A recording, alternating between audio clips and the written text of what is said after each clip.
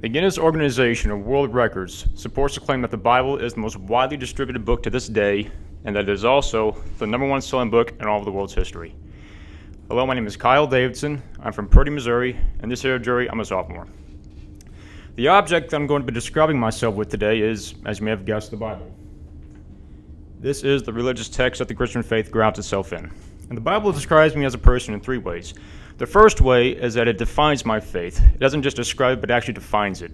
In the book of John, chapter 14, verse 6, Jesus says, I am the way, the truth, and the life. Nobody comes to the Father except through me. I'm a Christian. That is my faith. I believe that Jesus is the way, the truth, and the life. And I believe that he died for my sins and the world's, and that he has been risen from the dead.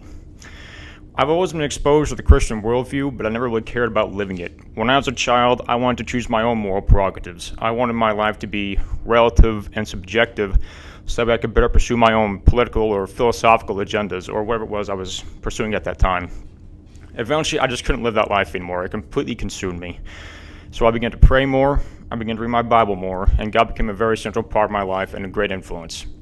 And this helps lead into my second point into how the Bible describes me as a person, is that it describes my habits. In the book of Psalms, chapter 71, verse 8, it talks about praising God all day long. And I'm an avid churchgoer. Here in Springfield, I will usually attend Second Baptist Church on Battlefield. I don't know if maybe you all are familiar with it. And when I'm at home, I usually just go to my home church of First Baptist Church of Cassville. And also here on campus, I'm a part of the ministry known as Crew. It's a national youth organization that has ministries all over the nation, and I'm a really big fan of it. And there's a big campus worship over at MSU on Thursday nights. I don't know if maybe you all go to it or not. And the third way that the Bible describes me as a person is that it describes my values. In the book of Mark, chapter 12, verse 31, Jesus says to love your neighbor as yourself. I believe that people should be treated equally. I believe that each person should treat each other as they themselves would like to be treated. And if that, I also believe that each person is made in the image of God. I believe that each person is sacred, that their ideas are sacred, even if they don't agree with me. I believe that people, whatever it is may be about them, their words, their time, their lives, everything is sacred, and it should never be violated. So in conclusion, the Bible describes me as a person by, one, defining my faith. I believe that Jesus really is the way, the truth, and the life, and there's nothing else but him, and that he can give each person meaning and purpose, no matter what their situation may be.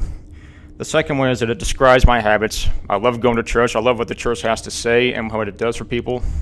It helps out many people all over the world. I believe that it educates more people than anybody else. And the third way is that it describes my values.